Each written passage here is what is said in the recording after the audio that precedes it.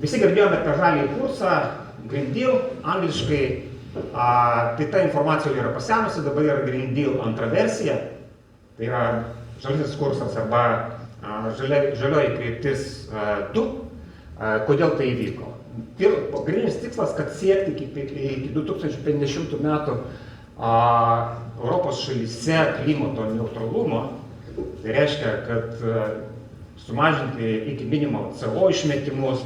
Ir čia gerai buvo pastebėta, kad Europa yra labiausiai šylantis žemynas pasaulyje, nes puikiai matom turbūt ir per televiziją, per informacinius kanalus, kad kiekvienais metais vis daugėja potvinių, mes to dar taip stipriai nejuntame, nors ir Klaipėda tą mato, daugėja vėlgi, mes nematėm, bet didesnė Europos šaly, pietinėse šaly, kad ir praėjusią vasarą buvo 40-45 laipsniai, šilumos Ispanija, Roma, ten tiesiog neįmanoma turbūt būtų ištverti, būnant lauke ant saulės ir panašiai.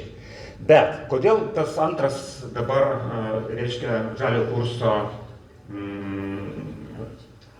iššūkis ir poreikis atsirado? Todėl, kad įvairios krizės, ar ne krizės,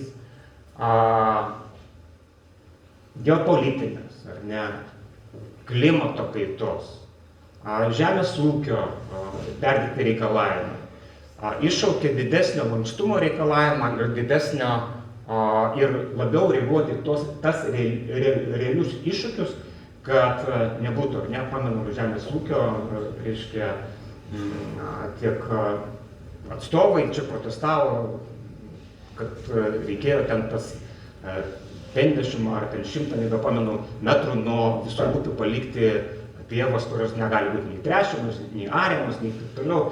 Ta prasme, kad kartais reikalavimai tokie susidurdavo su truputį logikos prieštaravimu.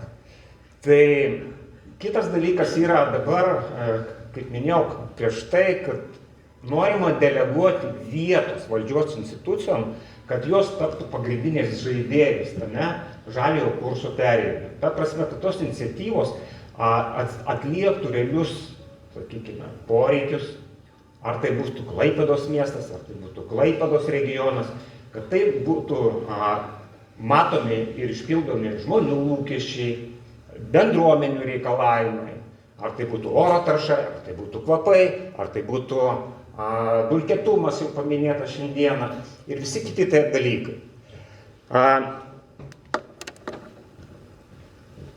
Tai prioritetai pagrindiniai, vėlgi, čia aš bandau nuo viršaus skadėti, pagrindiniai, reiškia, prioritetai, kurie suformuoti buvo tų, reiškia, valdžios institucijų Europos, tai yra sanglauda, atsparumas ir artumas. Tai yra ateinantiems 5 metams, ką jie reiškia, trumpai irgi pabandysiu tą žmonių kalbą paaiškinti, kad sanglauda, ką reiškia, kad regioniniai, Europa yra suskirstyta į regionus. Regioniniai skirtumai yra netolygus. Vienos šalis yra labiau išsivysčiusios, tiek ir kas liečia gyventojų gyvenimo kokybę, tiek kas liečia gyventojų pajamas ir kitus dalykus. Tai ta sanglaudos politika, jinai orientuoti tai, kad tie regioniniai skirtai mažėtų, kuo labiau mažėtų. Tai kas liečia gyventojų kokybę, pajamas, vandens kokybę, oro užterštumą, aplinkosaugą ir visus kitus dalykus. Ne? Ir vėlgi yra nauja tokia, reiškia,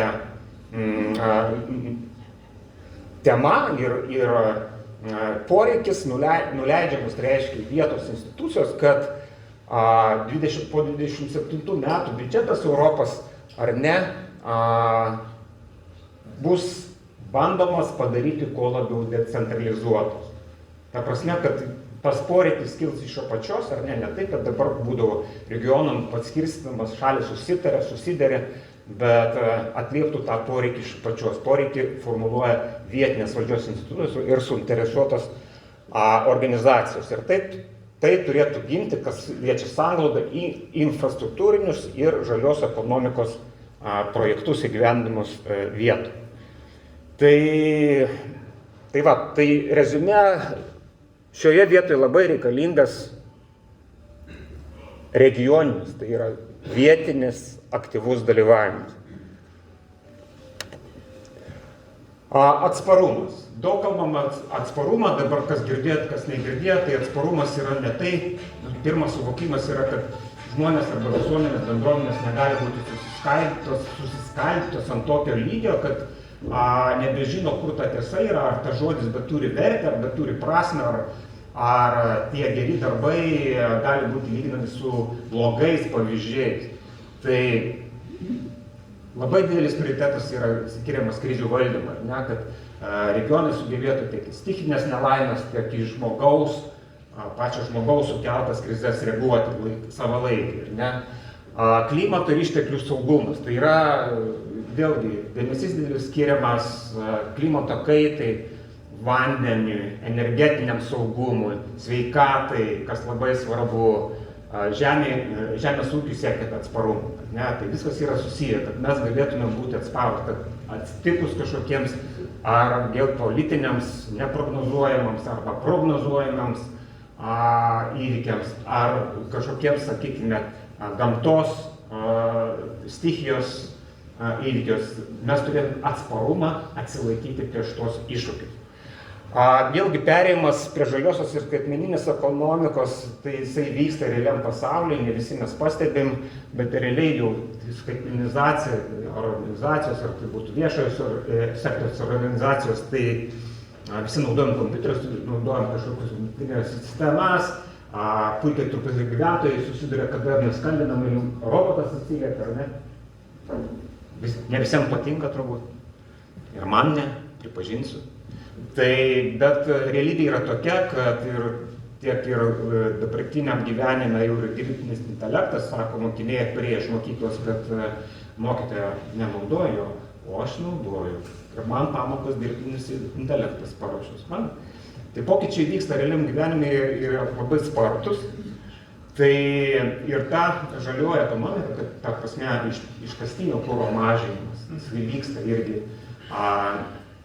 Išmetimų mažinimas, jisai vyksta, gal ne visi mato.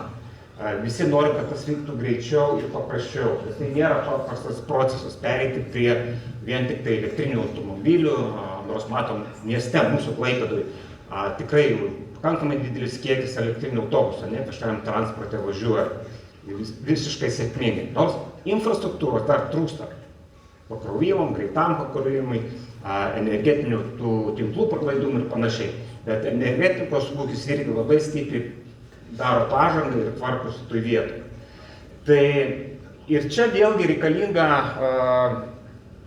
įtraukti bendruomenę, tai yra vietos bendruomenės, visuomenės, kad irgi tie poreikiai ir lūkesčiai žmonių būtų atliepti tiek, kaip skelbia vandens atsparumo paktas, ar tai klimato kaitos paktas. Turbūt pamenam tokį tą Ukrainos atvejį, kada Mariupolį matėt, ar ne, kai nebuvo vandens, kas darėsi žmonės. Tai vandenį reikėjo vežti su kaniukais vadinamis, ar ne. Vandenis turėdavo ten po pusę dienos eilėj, kad gauti ten 10 litrų ar kiek 20 litrų vandens. Tai yra išgyvenimo viena iš būtinių egzistencinių formų turėti vandenį, ar ne? Artumas. Vat irgi, kaip minėjau, tai yra noras priartinti tą poreikį, reiškia, ir tų idėjų arba iniciatyvų generaciją prie kuo arčiau žmogaus, tai yra prie to regiono gyventojų, prie bendruomenių iniciatyvų, prie vietinės politikos, vietinės savivaldos institucijų. Tai ta prasme mes priartėjom prie tos ES ne taip, kad anksčiau mes laukiam, ką mums pasakys, ar ne, Briuselis, toks būdavo stereotipas susiformavęs. Tai dabar Briuselis lauks, ką mes pasakysim, ko mes norim. Tai kaip ir apsiverčia tą plokštelę ir manau, ta iniciatyva tikrai yra sveikintina. Tai regionų komitetas ypač skatina didesnį, kaip minėjau, dalyvavimą sprendimų priėmimo, skaidrumą, demokratinį valdymą. Tai vat vėlgi yra prašymas, kaip ir Lietuvoje arba Klaipėdos regione, kuo daugiau organizuoti viešų konsultacijų ir skatinti vėlgi, reiškia, bendradarbiavimą su kitais regionais, kad vieni kitus geriau girdėtumėm ir suprastum, ką reikia daryti. Ir pasitikėjimo skatinimas institucijomis. Lietuvoje tas pasitikėjimas nėra didelis, aukštas atskirom personom, kaip sakau, ar žmonėm, tai politikoje, ar tai būtų politika, ar tai būtų viešos nuomonės formuotojai, mes matom tos veidus tus pačius metų metais ir jie turi reitingus, bet kaip institutas, ar tai būtų Seimas, ar tai būtų vietos savivaldos, savivaldybės, politinės institucijos ar partijos, kartais matom tą pasitikėjimo trūkumą, ar ne, ir to pasitikėjimo reikėtų daugiau, bet aišku, tą pasitikėjimą reikia pelnyti, ar ne. Jeigu žmonės nepelno, tai ir to pasitikėjimo negali būti. Tai pagrindinės iniciatyvos yra, tai čia, kur sakiau, gairės kryptis, tai yra regionų komiteto, Europos regionų komitetas, kuris ir užsiima tą klausimą, kaip regionai turi vystytis ir iš ten gyva ir finansavimas pareina, tai yra didelis dėmesys vandens saugumui ir atsparumui visose teritorijose. Ir Klaipėdoje tai neaplenkė, nes Klaipėda irgi ruošia planą, tai reiškia Klaipėdos vandenis, kaip užtikrinti vandenviečių saugumą, aptverti, tai jau primityviai sakysiu, spygliuotom vielom, nežinau, kaip tai bus realizuota, kad būtų aplikuotas patekimas, kad būtų aplikuota apsauga, kad būtų, reiškia, kameros sustatytumos, vienu žodžiu, maksimaliai apsaugotas mūsų vandenvietės, ar ne? Ir energijos saugumo ir klimato paktas. Tai vėlgi energiją matom jau Lietuva tikrai, galiu pasigirti, turbūt viena iš pirmaujančių šalių yra Liepos mėnesį, pavyzdžiui, sugeneravo 67% elektros energijos iš atsinaujinančių šaltinių, tai yra iš saulės elektrinių ir iš vėjo elektrinių. Tai yra tikrai pakankamai jau didelis kiekis, nors vidurkį mes jau turime virš 30-35% bendram katile, bet Liepos mėnesį, kadangi yra vasara, žinom, daugiau eina sugeneruoti, tai tikrai buvo didelis pasiekimas. Tai dabar einam toliau, kitas žingsnis yra kaupikliai, tai vadinami elektros, kurie galėtų balansuoti elektrą ir užtikrinti tam tikrą laiką elektros, reiškia, tiekimą, jeigu kažkas atsitiktų. Tai vienu žodžiu tikrai einame pažangos kelyje ir turėtumėm jų būti, pavyzdžiui, labai daugam, kaimynėm šalim ir panašiai.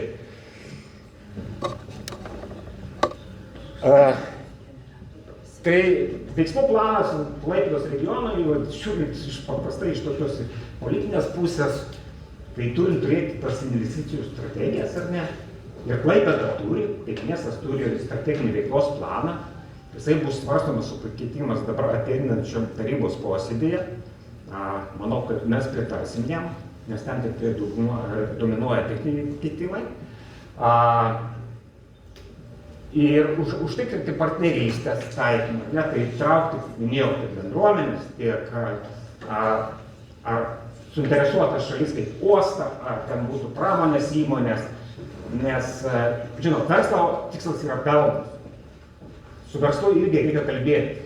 Ir dabar jau vėlgi ateityje bus siekiama, kad išduodant, pavyzdžiui, statybos arba verslo vystymo leidimus kažkokių plotų, kad kartu būtų iš karto reikalavimas trauktas, kad to pačio žalinimo plano. Ar ne? Kad, pavyzdžiui, Austrijai susidūriau su pavyzdžiu, Austrijai žmogus stato gamyklą, verslininką. Sako, taip blogai, visi jie nepatenkinti yra, kada reikia papildomai išleisti pinigų. Sako, man ant stogo neleidžia pastatyti saulės elektrinių dėl to, kad aš turiu vykdyti papildomą reikalavimą. Papildomas reikalavimas yra žalias jisai turi, žolė turi, tada jau leis pastatyti ant stogo. Ką aš noriu pasakyti, tai tokių įdomių pavyzdžių yra ir ateityje ir pas mus tai ateis, kad plečiant verslo parkus ar industrinės zonas, tai tuo pačiu turės būti įrenginėjami ir tie žali plotai, kas užtikrina geresnę oro kokybę ir panašiai. Tai kaip ir minėjau, atsparumas tai užtikrinti reikia regioninio klimato, kad turėtumėm tą investuoti į vandens saugumą, į energetikos efektyvumą, mažesnį suvartojimą ir galimybę turėti, užtikrinti elektros tiekimą, plėtoti tų pačių sveikatos infrastruktūrą ir krizių valdymo mechanizmus. Artumas tai yra suvokiamas kaip piliečių bendruomenių įtraukimas į sprendimo priėmimus, viešų konsultacijų organizavimas, kas liečia, nes savivaldybė sugalvoja. Visi kartu turim sugalvoti, ką mums reikia daryti. Ne? Tai kas yra visi kartu, tai turi įtraukti žmonės, bendruomenės, organizacijos į sprendimų priėmimo mechanizmų. Ir kad būtų atlikti tie lūkesčiai.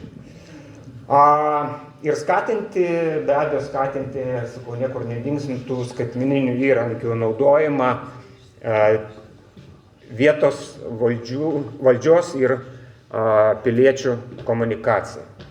Dabar galimi finansiniai šaltiniai vėlgi grįžtų į viršų, tai tie pinigai pareina iš, toks yra Sąjungos fondas, Europos Sąjungos Sąjungos fondas, kas liečia sąnaudos tą politikos ir prioritetų įgyvendinimą. Yra Europos regioninės plėtros fondas, taip pat Lietuva įsisavina šitos pinigus, taip pavadinkime. Tai yra LIFE programa, tokia pakankamai nauja aplinkos ir klimato poreikiams, nacionalinis biudžetas ir viešo privataus sektoriaus partnerystės. Ten ant stalo aš turiu parvežęs medžiagą iš Vytauto Briuselio ir ten, pavyzdžiui, tokie yra tos siauros juostelės 3 punktų. Yra QR kodai, kas gali nusiskanuoti. Pirmas yra pavyzdžiai, Europai gyveninti pavyzdžiai, visoje Europai. Geros praktikos, kas liečia žaliąjį kursą. Antras yra, reiškia, jeigu norite gauti naujienas, reiškia, galite užsisakyti pranešimus savo elektroninį paštą, kad artėja kažkokie finansavimo galimybės ir panašiai. Ir trečias yra antro žaliojo kurso ataskaita, pakankamai nauja, kur matosi, kas yra daroma ir kas bus daroma. Dabar visą tai paverčiam į žemišką pavyzdį, tai yra Klaipėda. Kitam tarybos posėdį svarstysime, taip pat yra vienas klausimas įtrauktas dėl Klaipėdos miesto žalinimo plano. Tai tikrai ambicingas, aš pažiūrėjau pavyzdžius, jeigu taryba pritars, aš asmeniškai pritarsiu, balsuosiu už, tai pradinė vertė yra apie 2,7 milijono eurų. Šito plano įgyvendinant Europos pinigai sudarytų 2,2 milijono, tai yra 85% ir 463 tūkstančiai būtų Klaipėdos miesto savivaldybės įnašo dalis. Projekto veiklos yra planuojamas 2026-2029 metais. Dabar pirmoje eilėje yra kalbama apie 3-5 teritorijos. 3 teritorijos jau kažkaip dabar jau kol kas yra diskutuojama, kad pradžia turėtų būti naujų. Ir startas, tai yra daugiabučių namų kvartalas tarp Strėvos, Nemuno, Šurpės ir Minijos gatvių. Antras tai būtų Debrecino skvero sutvarkymas parko ir Sąjūdžio parko sutvarkymas. Tai yra žalinimas, tai yra tikrai šitą žalinimo planą yra nuoroda, ar ne, ten galite surasti, tai yra 24 berods lapai, tai yra labai detalus, smulkus, tai ir medžiai, ir dekoratyviniai augalai, ir jo. Tai jisai buvo pristatytas ir plačiai visuomeniai. Čia, kur minėjau, šitie QR kodai, kur galim pasižiūrėti pavyzdžius. Pirmas punktas, pasimokykim iš gerų pavyzdžių Europoje. Tai yra labai daug pavyzdžių miestų, regionų, Vokietijos, Ispanijos, Italijos, Estijos mačiau, net Tauragės Lietuvos mačiau pavyzdį. Mūsų nėra kol kas tenai, bet tikiuosi bus. Antras yra punktas, užsisakykite naujienas ir kada gal norėsite įsitraukti projektus dėl finansavimo galimybių. Ir trečias yra ta ataskaita arba antro žalio kurso raportas. Tai išvados yra labai paprastas, iš politinės pusės žiūrint, tai turime suprasti, suprantam, kas yra regioninis atsparumas ir sanglauda, tai Europos Sąjunga suteikia tą galimybę, reiškia, per tos finansinius mechanizmus mes galim vietoje gyventi ir žalimo planus, ir energijos atsinaujinančios projektus, ir oro kokybės gerinimo projektus, ir aplinkosaugos projektus, ir taršos mažinimo projektus ir panašiai. Ir būtent, kad veiksmų planas, mes turim tą strateginį veiklos planą, dabar pasidžiaugkime, turime miesto žalinimo planą, kuris tikiuosi bus priimtas, būtent tuo keliu ir einame. Tai tikrai ne visi miestai tą turi kaip žalinimo planą, tikrai ne visi, Vilnius jį turi, mes turim, nežinau, dėl kitų miestų, bet tai mes irgi neatsiliekam tame kelyje. Ir Klaipėda kaip miestas ir kaip regiono centras irgi turi aktyviai dalyvauti, būtent kaip viso pranešimo metu minėjau,